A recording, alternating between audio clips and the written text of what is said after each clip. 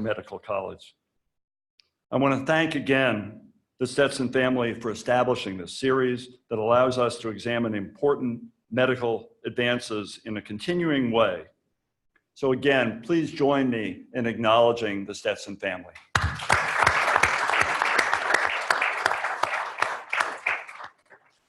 And it's with that support that we're welcoming one of the brightest lights at the intersection of medicine and artificial intelligence, Dr. Leo Anthony Gutierrez Celi. To introduce Dr. Celi, please welcome the Larner College of Medicine Senior Associate Dean for Research, Dr. Gordon Jensen.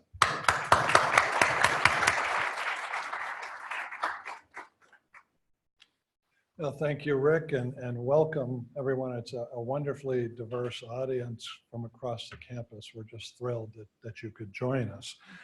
It's my distinct pleasure to introduce Dr. Leo Celi, and he's going to give us, I think, a very intriguing presentation entitled Using the Hype Around Artificial Intelligence to Redesign the Medical Knowledge System.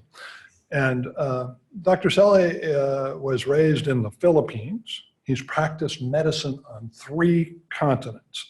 He's presently a staff physician in the Division of Pulmonary and Critical Care at the Beth Israel Deaconess Medical Center, where he is an active intensive care physician. He's an associate professor of medicine at the Harvard Medical School. He's a principal scientist, a research scientist at MIT, and he is clinical research director of the MIT Laboratory of Computational Physiology. He obtained his MD in 1990 at the University of the Philippines, has a Master in Science in Biomedical Informatics from MIT in 2009, and an M.P.H. in Clinical Effectiveness from the Harvard School of Public Health in 2010. His contributions have been recognized with multiple awards. Most recently, in 2019, he was named to the top 100 AI leaders in drug discovery and advanced healthcare.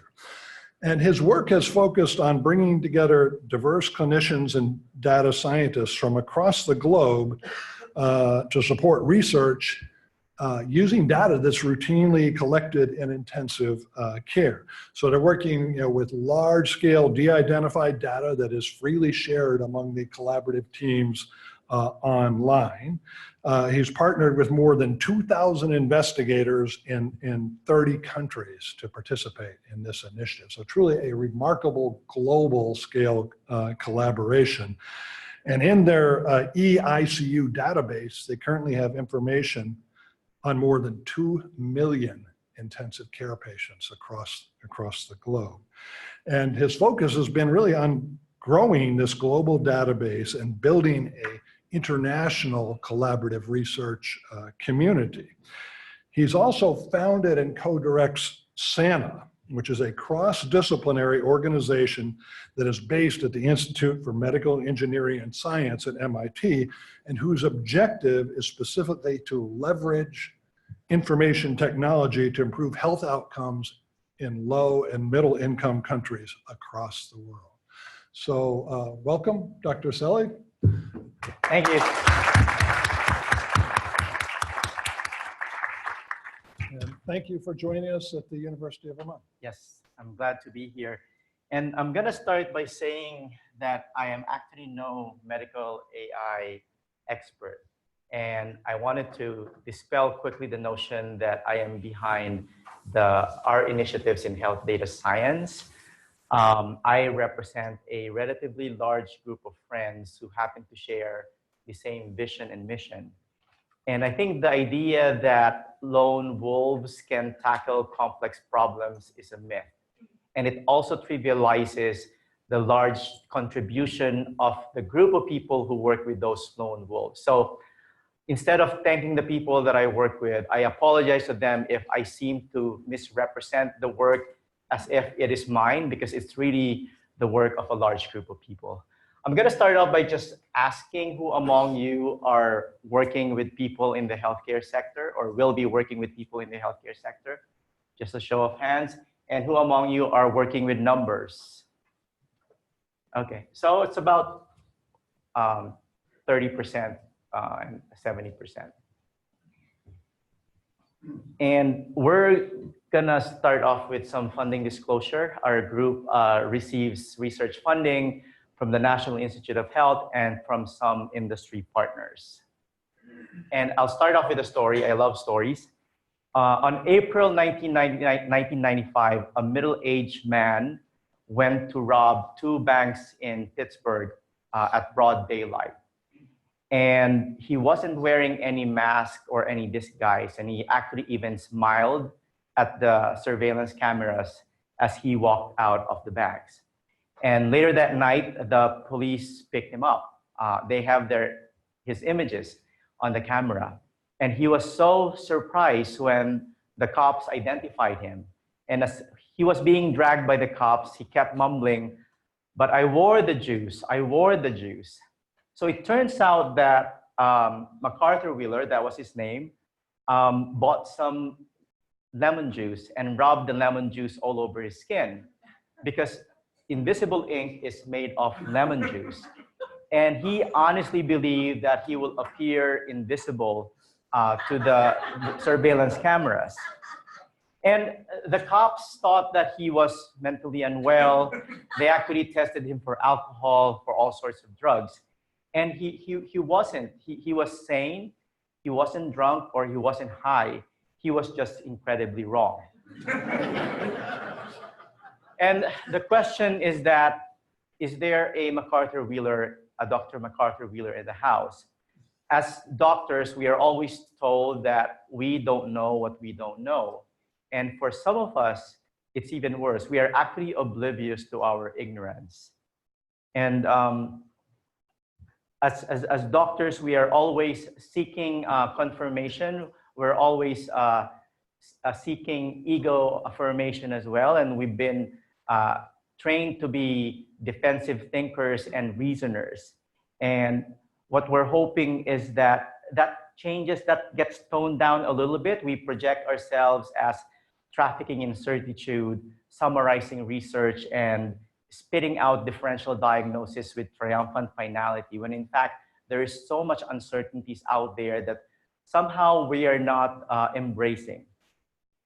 This is the late Arnold Relman. He was a editor-in-chief of the New England Journal of Medicine in the 1990s. And I wanted to borrow a quote from him when he was still alive. Many people think that doctors make the recommendations from a basis of scientific certainty, that the facts are very clear and there's only one way to diagnose or treat an illness. In reality, that's not always the case. And I would actually say that's never the case. Many things are a matter of conjecture, tradition, convenience, and habit. And what Arnold Relman is alluding to here is what we refer to as the art of medicine. And in so many instances, the art of medicine at its core is really decision-making that is based on inconsistent provider knowledge, variable provider experience, and last but not the least, a whole array of biases. And it's our hope that this is the art of medicine that hopefully will get transformed into more of a science of medicine. And I think the good news, at least for the young doctors out there, is that over time, the medical profession has become more self-aware and self-critical. We are now cognizant of the uncertainties and the gaps in our understanding of physiology and pathophysiology, which lead to an unacceptable degree of medical errors, diagnostic and therapeutic, as well as a shocking degree of care variation, which is not explained by patient factors or the clinical context. Every minute around the world, a medical decision is made that could be more informed, more precise, more safe. And as doctors, once again, we delude ourselves that we're capable of making objective decisions 24/7, even at 3 a.m. in the morning, and that we're able to look up whatever is the best evidence that's available and apply that to the patient in front of us. We convince ourselves that we are able to continuously recalibrate our mental models of health and disease as new information is being discovered and as new tests and treatments are being incorporated in the practice. And when studies exist, we tell ourselves that I'm able to adjust the findings of these studies to populations who were excluded in the initial analysis or populations who were underrepresented in those particular studies. So this is the illusion of the art of medicine that we are hoping to improve upon by putting data, learning, and research at the front and center of healthcare delivery. So I represent a group at MIT. We're called the Laboratory for Computational Physiology. And our mission is that put data, research, and learning at the front and center of healthcare. We have several initiatives. The first is that we make available to the public electronic health record databases. So as described earlier, these are the data that are routinely captured in the process of care. So these are really digital exhaust of care. And the idea here is to gather different disciplines to be able to leverage the value of that data. So I'm talking about the clinicians at the front line of care, the engineers, the computer scientists. We also develop courses. So we're teaching a course right now at MIT, as well as we have several on edX, so massive open online courses. And on top of that, we organize these events that we call Datathons, which is short for data hackathons, as well as data science workshops. And the main objective is to promote cross-disciplinary collaboration. And finally, our lab leads a consortium called MIT Critical Data. It's a global consortium of the healthcare providers, the data scientists, coming not just from academia, but also from the government and from industry to advance health data science. So the flagship project of our group is called MIMIC. MIMIC stands for the Medical Information Mart for Intensive Care. And this is data collected from all patients admitted to the intensive care unit at Beth Israel Deaconess starting from 2002. And the next iteration of MIMIC will have data up until 2018. And when I say data, it's really everything that is collected in the ICU. So waveforms from the monitors, all the medications are timestamped, all the labs are included, the notes that are written by the doctors, the nurses, the social workers, we have 15 years worth of notes. And for the first time, we are now putting in images. So you're gonna see 350,000 chest x-ray images that are now linked with not just how the radiologist read them, but they are linked with what happened to the patient as captured in the electronic health records. Early on, we realized that having a single center database is not really relevant. When you start submitting a paper, there's always a question of how generalizable are your models. Maybe the relationship of the variables are only true for patients at Beth Israel Deaconess because you're doing something different there that's not being done in the rest of the world. In 2016, we partnered with Philips Healthcare, and they made us the warden of a much larger ICU database that is collected from more than 250 hospitals across the United States. It has the same resolution as MIMIC. You're gonna have vital signs every 5 minutes. Again, the medications are time-stamped, but it doesn't have notes and it doesn't have waveforms or images. We are not just content with providing the databases. We thought that if you're gonna be providing the database, you have to make sure that there is a workforce that will be ready to leverage the value of these databases. So in 2016, we published a textbook called Secondary Analysis of Electronic Health Records. It's a labor of love between clinicians and data scientists. We made sure that each chapter would have at least one clinician author and one data scientist author so that it could be understood by the two different disciplines. And in the true spirit of MIT, we made the book completely open access. So since its publication in 2016, it's been downloaded more than 500,000 times from around the world. And this summer, we published a Mandarin translation of the textbook, and a Spanish translation is also under work. But the best part of what we do is organizing these data science events, bringing in the data scientists and the clinicians. So to date, we have organized more than 30 of these events. These are some of the upcoming datathons and data workshops that we have for the rest of the year. So we will be in Seoul, Korea next week. We will be in Toronto. and Bhutan actually in October. In December, we will be back in Latin America in Colombia. And it makes sense for us to start partnering up with professional societies. So the question now is, how do you train the next generation of clinicians to be more data science savvy? So being an intensivist, the first few professional societies that we have partnered with are all intensive care societies. So we have been working with intensive care society from Japan, from Australia, New Zealand, from Brazil, from Argentina, and several from Europe. And more recently, we have been speaking with the American Society of Nephrology. So again, the goal there is we have to prepare the next generation. We are inundated with data. We need doctors and nurses and pharmacists who would be more adept with analyzing that data. Before I proceed, I wanted to start from the beginning. We have to make sure that we're all referring to the same thing when I talk about AI. And I'm going to borrow the late Marvin Minsky's definition of AI, and he defined AI as the methodology with which you are able to ask a computer system to perform a task that would otherwise require intelligence if it is performed by man. And there are a lot of confusion about what AI means. A lot of the times people would confuse AI with automation. So automation is when you give it a set of rules and it follows that rule. So that is really what a computer system would do. You give them a list of rules and they're able to perform classification or prediction depending on the rules. With an AI system, you don't have to come up with the rules.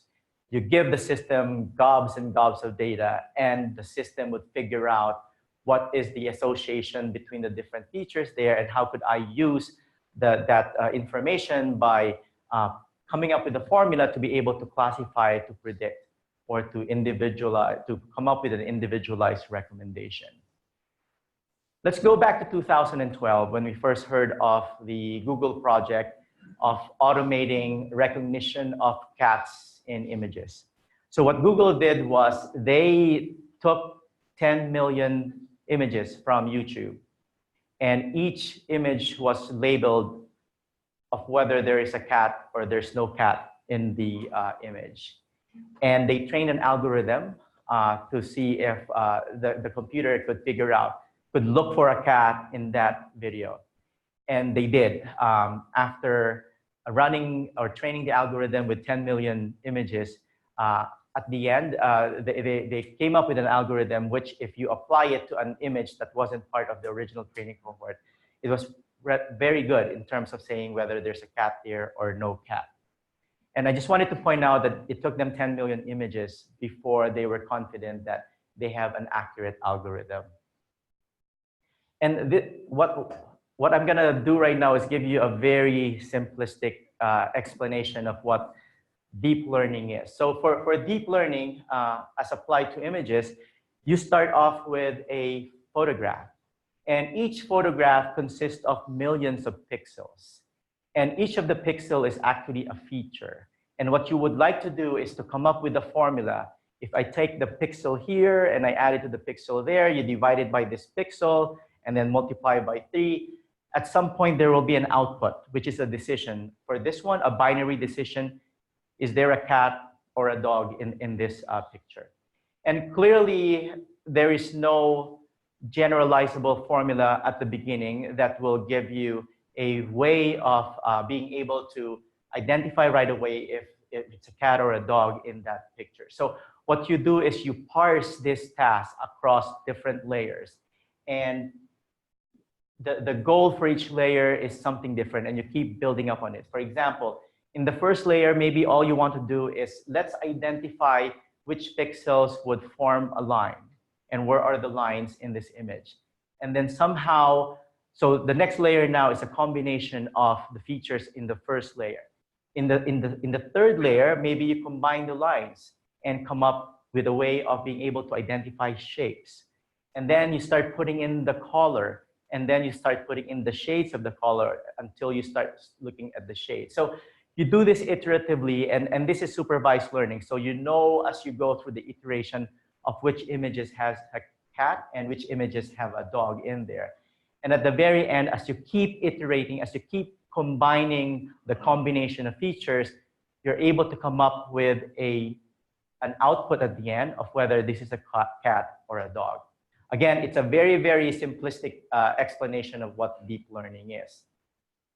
In healthcare, I would come up with 3 major areas where this approach might be beneficial. So the opportunities for AI in healthcare could be in classification, and under this would be image recognition.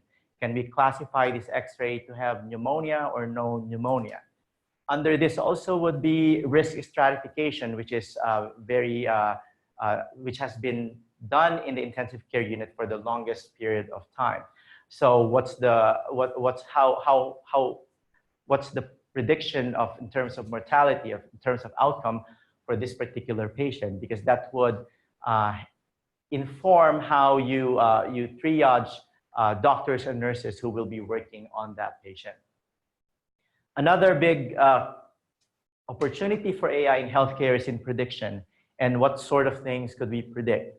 Well, given the right data, we could predict the trajectory of diabetic retinopathy or macular degeneration. We could tell you who is likely to have their blindness set in faster compared to others based on so many features. We could also predict which cancer patients would respond to chemotherapy. If you have all these features, maybe there are some that are associated with response so that we don't have to try everything that is available to everyone. So this is really a way of tailoring diagnostics as well as therapeutic recommendations for patients. And I think that this is just a rebranding of precision medicine. And finally, optimization is a way of individualizing preventive strategies, diagnostic approaches, as well as treatment recommendation. Maybe not everyone needs a colonoscopy after age 50. Maybe you could really just identify those who will benefit from colonoscopy, who will benefit from some diagnostic tests that we do rather than applying it to the entire population. And we could do this too with treatment regimens. Maybe we could individualize blood pressure targets for hypertension. Maybe we shouldn't have one target blood pressure for everyone who's hypertensive. And as clinicians, we know this, that some patients probably we would need to control more versus the others. I'm gonna highlight just a couple of projects that have come up from our group. The first one was published in Nature Medicine last November. And this is using reinforcement learning to assist a clinician who is faced with a patient in the intensive care unit who develops low blood pressure. So for the clinicians out there, you know that hypotension or low blood pressure is one of the hallmarks of critical illness. And there are 3 options when you see a hypotensive patient. You could ignore the hypotension, and that's a perfectly valid option. You could give them a slug of fluids, so intravenous fluids, or you could use medications to improve the contractility of the heart and also the tone of the blood vessel, so you call them vasopressors.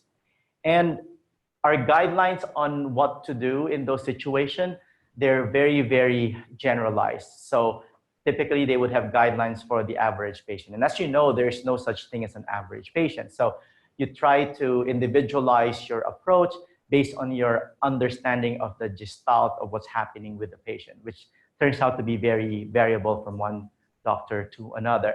So what we did was we used reinforcement learning, and reinforcement learning was the methodology that was employed by the computer scientists who came up with AlphaGo. So AlphaGo is an AI system that beat a human expert on the board game Go. And basically what it's trying to do is it looks at every decision made during a game for AlphaGo and would give a reward or a punishment depending on whether at the end of the game that person won or not. So as applied to the intensive care unit, what we did was to Also look at the course of the patient in the intensive care unit, look at each decision point when the clinician had to do something because they were faced with a patient with hypotension. And then we modeled what decision at that point, knowing everything that's going on, led to the best 90-day survival. And you could change your outcome.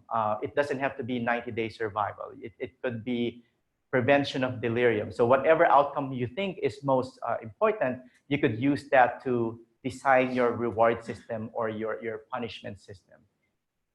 And we wrote a complimentary editorial, just giving the clinicians some guidance in terms of how do you read papers using reinforcement learning. As clinicians, we're not very familiar, so we don't know whether what we did was actually good or not. But we gave some pointers in terms of what do you look for when you're evaluating a paper using reinforcement learning. You don't need fancy machine learning methodologies to leverage the value of the data.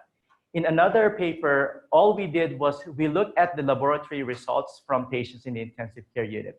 And for people who have worked in the in-house setting, as you know, when you get a laboratory test, it comes with a reference range so that you know whether this is abnormal or not. And where do we find, or where do we get the reference range? So the reference range is established about every couple of years. They would randomly select healthy people from the community, and they would measure their sodium or their hemoglobin. And whatever falls in the central 95% of the curve becomes the reference range. And for ICU doctors, that's not really relevant to my population. I don't care what is the sodium of people who are healthy and young and who are walking around the community, because it doesn't tell me much information about the patients I'm taking care of. So all we did here is let's map the distribution of each of the laboratory tests in the ICU and compare the distribution of those with the worst outcome, which is death, with those with the best outcome. So these are the people who survive with the shortest length of stay. And one of the lab tests that we look at is serum lactate, which is a marker for severity of illness. And the laboratory would tell us that the normal serum lactate is up to 2, and anything above 2 is abnormal. And that could be the case for the average Joe or Jane out there. But in the ICU, it turned out that up to a level of 4, there was the same probability of a best or a worse outcome. So maybe we shouldn't be panicking too much up until we see a value greater than 4, because as long as we treat the patients as we do, we couldn't differentiate the outcome of those whose serum lactate was less than 4. And you can do this, and we have advocated this as we go around the world. We say that when you're treating your hypertensives in Italy or your diabetics in Brazil, you don't have to follow the guidelines coming from the United States or the UK. You have a lot of data that you've already collected. You have some measures of your outcomes. Maybe you could come up with better targets for blood pressure in Brazil or better targets for blood sugar for diabetes in Singapore, so that it becomes much more relevant to the local population. And you would think that, oh, we must have done this already. Like, no, this has not been done before, because we've never had this much digital data in the past. Increasingly, we have been working with health ministries from around the world. I could tell you every health ministry has an AI initiative, and they're wanting some guidance in terms of, well, how do we build a roadmap? How do we incorporate machine learning and data science and AI in the way we deliver care? So we were in Buenos Aires last year. We were in Santiago, Chile in June, and then we'll be going to Bhutan in October, and then we'll be going back to New Zealand in January. And pretty much all we're doing is that, well, let's get a survey of all the health-related data that you have, and then gather a group of people, usually local experts, to figure out which data is worth linking. Like if you have a data of all the medications here, it's useless unless you know what happened to those patients. So maybe you have to link this with the general practice data set.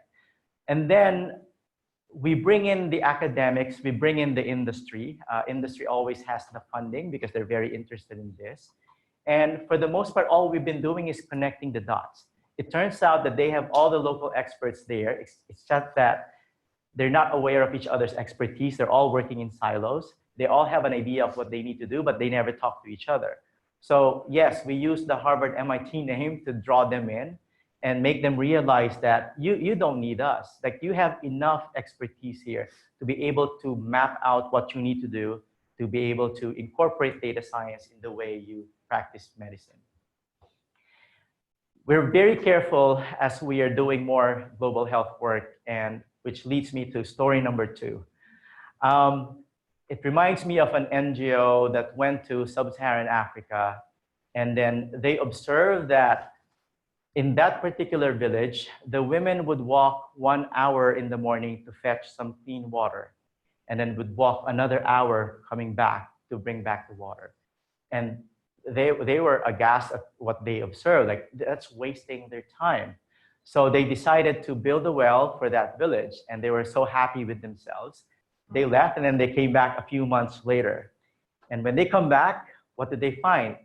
The women were walking 1 hour to the next village in the morning to fetch clean water and then walking back. And they were saying, we built the well for you. Why aren't you using it? And the women said, you know, those 2 hours are the only 2 hours we get away from our husbands. And this is the only time that we're able to chat with each other. Who are you to take away those 2 hours from us? So the message there is, we may think that we know what's best, but you have to always involve them in terms of choosing the problem that they want to address. You need to involve them in designing the solution to those problems. And you'll be amazed that, I mean, I've met the most brilliant students as I travel from Mexico to Uganda. I mean, they come up with the best ideas that I wouldn't even come up with. We have another course in the spring, and this is more focused on global health data. So the fall course is more electronic health record data sets, which clearly are not available yet in low and middle income resource settings. But with global health, you try to see if there's something that you could use that's already available now. And I wanted to highlight one of the projects from a year ago, where the team partnered with the government in Brazil, and they wanted to learn and understand yellow fever and how it's transmitted in the cities. Because we have a good understanding of the jungle transmission of yellow fever, but our understanding of the urban transmission is very weak. And traditionally, the way you do that is you bring together some modelers, you plug in some values coming from small case series, coming from simulations, and then you plug in those numbers so that you get an understanding of how the virus would be transmitted from one person to another. And we really don't have any experts in the class, students who know about yellow fever or who know about Brazil. So what they did was the Brazilian government gave them the zip codes of where the people who had yellow fever live or work. And then they grabbed the Google satellite images of where they live or where they work.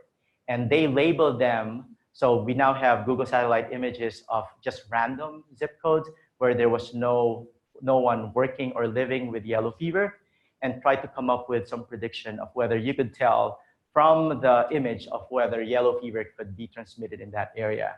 And they came up with some decent models with like accuracy around 70%, and they learned some features about which ones are most conducive for the transmission of yellow fever. So I think this highlights the potential of data science, that you don't have to wait for electronic health records. There are so many data that's available now that you could start looking at with the right questions that could give you so much insight. And these are some of the projects that we are focusing on. So Mimic 4 is the next version of Mimic, which I mentioned. It contains data up until 2018, and it now includes images. Mimic Global is replicating the Mimic model around the world. So we're working with about 12 ICUs from around the world. We host their data engineers. They come to MIT. We put them in one room. They're all creating their own Mimic. They're all making sure that they're adopting common data models. They're adopting the same standards and nomenclature, the same medical ontology, so that it's easy to conduct a study and be able to extract the same concepts from around the world. So clearly the database from 301, which is the hospital in Beijing that we're working with, would be in all Chinese characters, at least the heading of the columns. So if someone like me won't be able to find where blood pressure would be found. But if they're all mapped, they're all using the same common data model, then it will be easy to do a multi-institution data modeling. And then open access is a similar model. We're trying to come up with a repository of ophthalmologic images. So you've heard about the study where an AI system turned out to be better than a general ophthalmologist and as good as a retina specialist in terms of determining whether a fundal photo has diabetic retinopathy or not. But the algorithm was trained on primarily Caucasians and Indians. And there is some suspicion that the algorithm won't work well if you start applying it to Brazil or applying it to Thailand. So the idea that you could just buy an AI software and start implementing it, that's completely wrong. It needs to be recalibrated. That means that the local hospital and the local clinics somehow would need to start preparing their data in a way that you could build and validate models. So that's what we're hoping with open access. We're working with Brazil, with Uganda, with Germany, the UK, and the United States. And what we're hoping is that we will have a benchmark data sets for any investigators from around the world to develop machine learning models or validate them. And these are just some of the ICU data that's being created now. So these are partners from Bristol, and yes, Bristol is still part of the EU, so they're still under the GDPR, but maybe that won't be the case in a few months. But they actually shared how they built their own Mimic. They're willing to share, as we do, all the queries and the de-identification algorithms that they use so that other hospitals don't have to start from scratch. And the last part of my talk would be the challenges that we face. And it's not going to be a smooth journey towards implementing these AI models. The first is data curation. And what do I mean by data curation? So the data that we have now, they weren't put together for the sake of researchers like us. This is the ex-host of care. So a lot of the concepts that we might be interested in as researchers, there will be no columns there where you will find the answers. So a good example is acute kidney injury. There will be no column saying acute kidney injury, yes or no. There are codes, but we know the fidelity of the codes in terms of capturing that particular concept. So you have to come up with your definition. You have to come up with which variables you would need to use to be able to identify a certain concept. And a good example is we're interested in blood sugar management in the ICU. And we said, oh, let's look at all the blood sugar measurements and also all the insulin administrations. And it turns out that there are finger stick blood sugars, there are venous blood sugars, and you have to make a decision of whether you just put them all in as the same or not. And we found that they're actually very different in terms of their accuracy depending on how sick the patient is. And the same thing with insulin. When we look at, let's look at all the entries that has the word insulin or insul or whatever. And we found 1,000 lines with insulin. And someone had to manually label these lines like, oh, this is regular insulin. This is intermediate acting. This is intravenous bolus. This is intravenous continuous. So that's the type of curation that I am referring to. So the data that we have now, I consider them as crude oil. They're pretty much useless. You need the domain experts to sit down and look for the different concepts. And I could tell you no clinician is interested in that job. Like you could hire 2 clinicians And if all you're gonna do is label this, no one's gonna want that. And that's the reason why we made Mimic and EICU open access. So now we have 12,000 users who are curating Mimic and EICU. And when they sign a data user agreement to be able to download the database, they actually promise that they're gonna be sharing their Jupyter notebook, they're gonna be sharing their Colabs, they're gonna be sharing their SQL queries so that someone can replicate their study, so that someone can build upon the research that they had started. Labeling is a big issue. As you know, that even among experts, there is some disagreement about certain labels. And it reminds me of the third story, which is coming from Vinod Khosla. He was being interviewed once, and Vinod Khosla, as you know, is a venture capitalist who's been investing a lot of his money into healthcare. And he was asked by a reporter, what did you find most surprising when you went into healthcare? And he said, I was shocked at how bad it is. And he went on to describe a research where they came up with a case vignette of a patient with heart disease. And it's a very, very detailed case vignette. It has the duration of symptoms, the onset of symptoms. It has all the tests that's been done. And they gave the case vignette to 40 seasoned cardiologists across the United States. There was only one question: will the patient benefit from open heart surgery or not? And you would think that there would be a consensus, and it was 50-50. So half the cardiologists said this patient would benefit from open heart surgery, and the other half said medical treatment is optimal for this patient. So it's a bit disconcerting to learn that whether or not you or a family or a friend would be offered open heart surgery is dependent on which cardiologist, which doctor you go to. So as you could see here, there's so much variation that is not explained by patient factors or the disease factors. That wasn't the end of the research. They came back 2 years later with the same case vignette to the same doctors, and 40% changed their minds within 2 years' time. And again, that also highlights that mood has something to do with the way we make decisions. We know that the parole decisions after lunch tend to be more favorable than parole decisions immediately before lunch. Model validity, space and time limitation. So no algorithm is gonna last forever. Like, you could have an algorithm that would detect sepsis among hospitalized patients. I could tell you in 2 years' time, it's not probably gonna perform well. And the fourth story comes from Michael I. Jordan, not to be confused with Michael Jordan or Michael B. Jordan. He's a professor of computer scientist. And 15 years ago, he was pregnant with his wife, and they had an ultrasound. And they found this white spots or calcified spots around the heart. There was a geneticist in the room, and the geneticist said, the estimates for its association with Down syndrome is about 1:20. So we recommend an amniocentesis to confirm or to refute this suspicion of Down syndrome. And he's a smart guy. He said, well, show me the modeling, show me the study that gave you this estimate. And it turns out that the study came from 1994, so this is 2004. It was in the UK, and he pointed out astutely that the make of the ultrasounds are different. And when they look at the records, it turns out that over time, they've seen an uptick in the number of calcified spots as the resolution of the ultrasounds become better. So he said, we're gonna take our chance. We're not gonna go for amniocentesis, which, as you know, is associated with a risk of fetal death.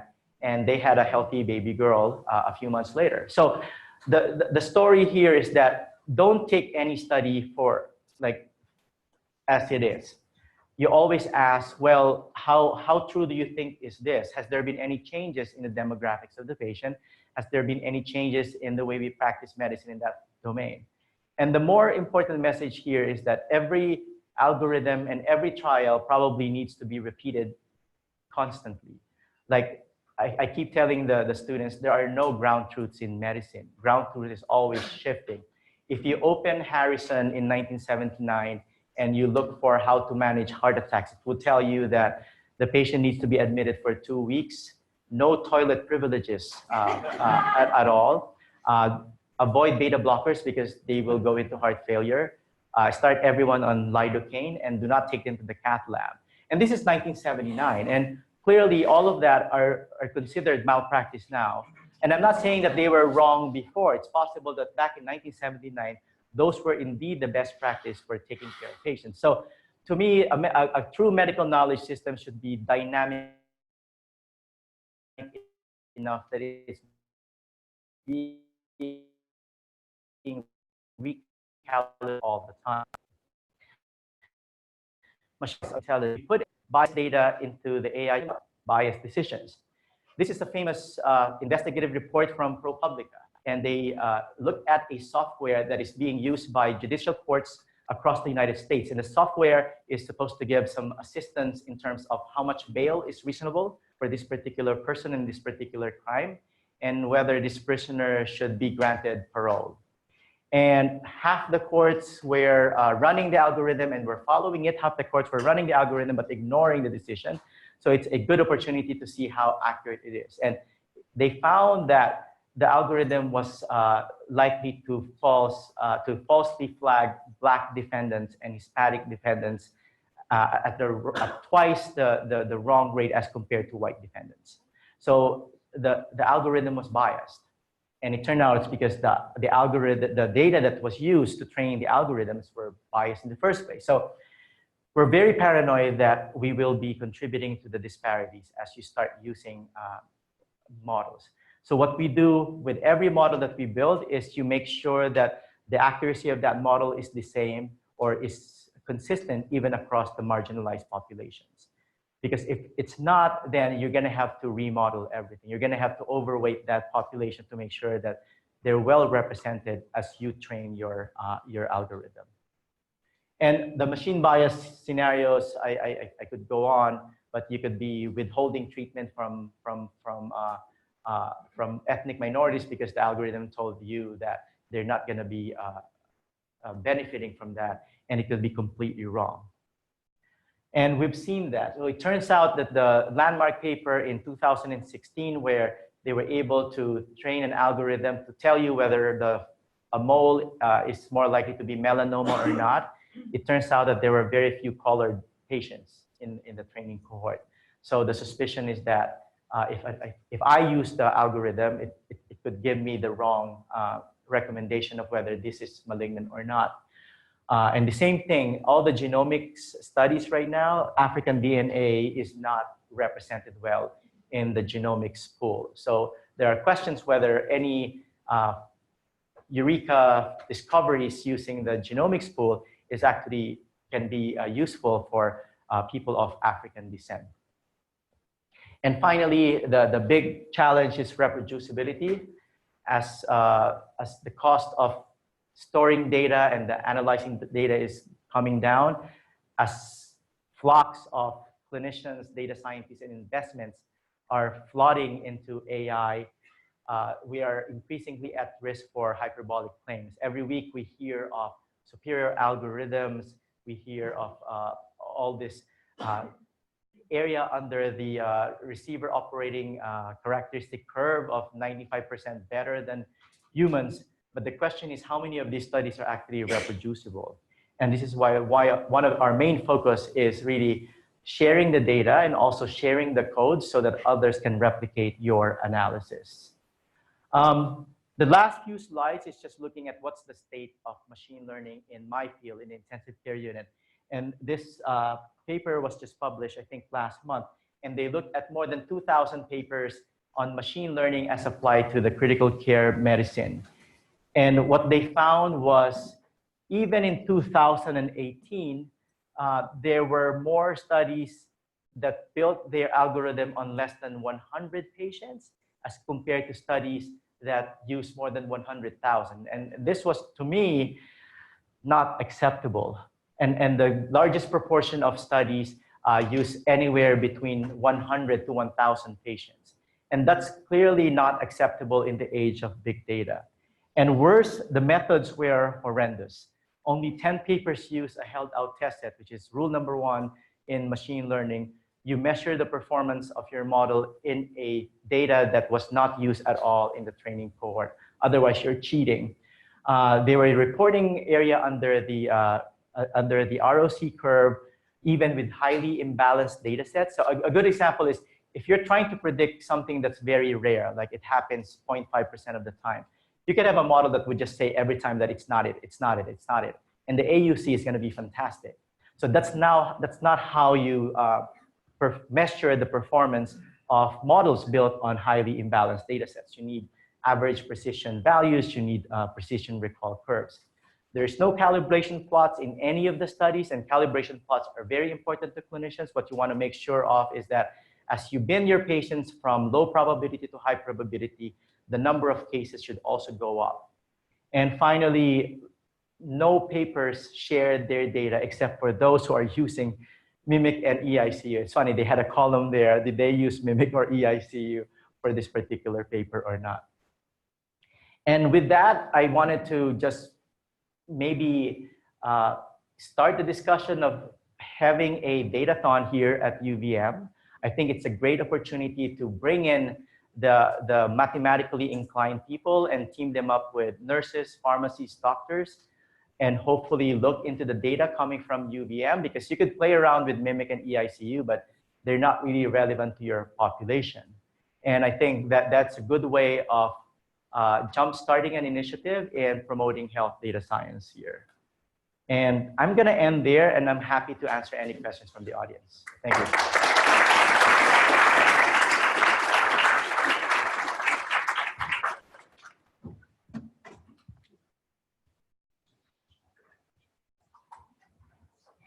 Hi, I'm Dave Stetson. That was great. I have a quick question. When you mentioned machine learning, deep learning, and AI, is there a difference between those three? So AI is a much broader term, and it includes machine learning as one of the types of AI. It includes constraint propagation, which is a completely different type of machine learning. Image recognition or computer vision is another type of AI, but it's not really technically machine learning. And there's also natural language processing, which is looking at free text and being able to extract information. Any other questions? Well, one of the challenges that we face in this particular region is the rurality of northern New England. So a lot of what is being developed is obviously going to be applied initially to academic medical centers. Can you speculate, looking forward, how in fact one can engage primary care practices and community hospitals to be able to be part of a network where the opportunities could be, widely disseminated and utilized? We wrote an editorial, and that was like the last 3 slides that I didn't actually maybe put it up. And in this editorial, it got picked up by media outlet just because it got tweeted by Eric Topol, and after Eric Topol, like 700 people retweeted it. But we are asking the question of whether it should be a public good, a data infrastructure that will include everyone. And we started off the editorial by talking about the Great Stench in London in the 18-something, where there was a discussion, should the UK invest in a sewage system? Because this looks like a public problem, and maybe we should invest into this. And from then on, every city would have a sewage system as part of its governance. And should it be the same with public health, with data infrastructure? Should there be a mandate that every hospital, not just the academic centers, would start collecting longitudinal data from all their patients so that we could learn more about health and disease in the context of those people, rather than basing our treatments and tests on people who are seen in academic centers, which, as you know, are very different from people who go to community hospitals. And I don't know what the answer to that question is, and we left it open in this editorial. Dr. Celi, thank you for the talk. As a critical care physician, though, how far away are we from actually me being at the patient's bedside, trying to figure out what vent mode I'm going to put that patient on using this data? How far away are we from that? I think the biggest challenge is the fact that most hospitals don't have the data infrastructure to recalibrate the models. So a model that we built using Mimic or EICU, I don't think we could just plug into UVM, because chances are it's not going to be performing as well as in the original training cohort. So I think at least until we have all the hospitals really ready, that we have, and it's not just putting all the data together from different systems. So you're going to have to integrate them. You're going to need your clinicians to curate, because no one understands data more than the people who actually who took care of those patients. And I don't know, I think that's the rate limiting step. And as soon as that gets established, I think things would go very, very fast. So it's similar to the internet. And I've talked to a lot of people this morning, and the people who invented the internet, they had no clue what's going to happen with the internet. Like they had no way of imagining that 15 to 20 years later, that this is what you can do with the internet. And the same thing with us. I think that how we practice medicine is going to be completely different 10 to 15 years from now. And we would be looking back at this time like, oh my God, the dark ages. So, So excellent talk. Thank you very much for coming and visiting and talking about this. I think one of the aspects of this entire field of data science and machine learning is its inability to prospectively evaluate causality, right, or mechanistic causality. And I think this goes to what Dr. Tando was talking about, and actually the interpretation of the optimization for management of the sepsis patient, is that you can't actually discover anything new, right? That's not in the data already. That's one aspect. So from a drug discovery standpoint, that's difficult. And it is a human interpretability in terms of causal or mechanistic hypotheses does represent a potential checkpoint with respect to hidden patterns that may be causal in the generation of that particular data. As I'm sure you're aware, the ability of machine learning algorithms to focus on differences between annotators and that type of thing. So these kinds of unanticipated causal structures that are in the data that may be very far away from what the actual question that's being asked. So I think, and I think you did a good job in this with respect to understanding one of the fundamental limitations to all these sort of data-centric approaches is that you can make an interpretation of causal effects or causal mechanisms from that data, but there's no way to test those prospectively, right? Because you are then reshuffling the existing data that you have, and then there are properties of that data that may bias your ability to evaluate counterfactuals when you try and do the evaluation. So like, for instance, in the sepsis optimization, right, that's a non-model based deep reinforcement learning where your counterfactual space is extrapolated from the outcome data that you have, right? So there is a intrinsic structure there that may not reflect what the causal mechanisms are, which is actually what we want to try and get to the basis of. Similarly, the North Star sentencing guideline algorithms were not designed with the intent to be sentencing guidelines. They were intent to allocate resources for people who are at increased risk of recidivism, and therefore they are weighted in a particular way that favors that particular, what the actionable guideline is. So I think in terms of the the integration of this into the wider scientific question, right? Recognizing that there is a role for some sort of computational representation of causality, be it Bayesian or whatever, however you want to do it, that should be part of this particular workflow going forward. But excellent.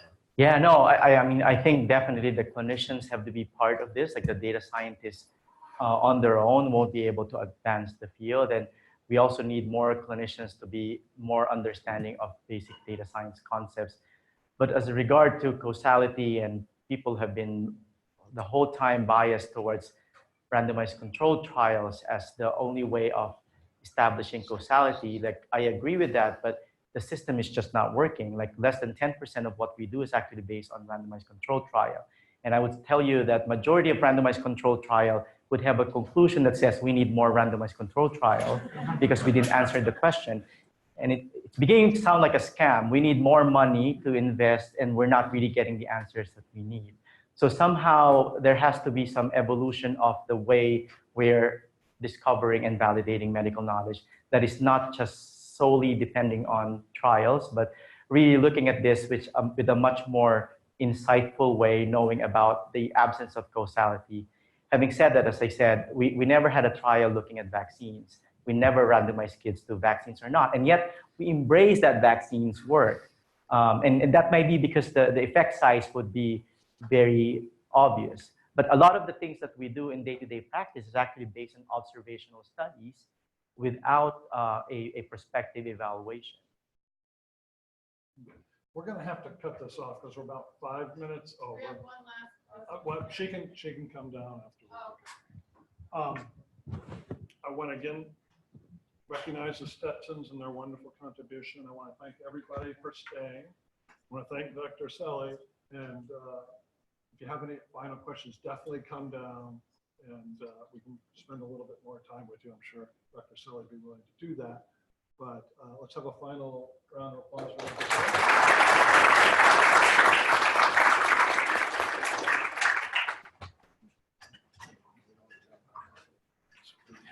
Oh, I have